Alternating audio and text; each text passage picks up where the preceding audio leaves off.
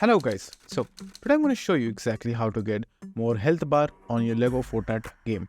So it's a very easy process. So just simply come to your crafting table over here and then go to the shield option, and right over here you will have health charm. So you can make 3 of these over here, and these are your equipments, and basically it's your charm that you can apply. So you'll have 3 sections where you can put them, and the materials that it will require to make them are listed right over here.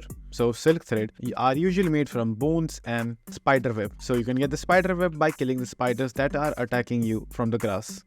And marble, you can get marble from anywhere. As you can see, there are a lot of them. And the last item is shell that you can get anywhere near a palm tree. Now all you have to do is just simply craft them and then wait for a few seconds and then just simply equip them by pressing W, and as you can see, the charm is now active and you have got 2 extra hearts. So that's it, and thank you for watching, and do like subscribe to our channel and take care.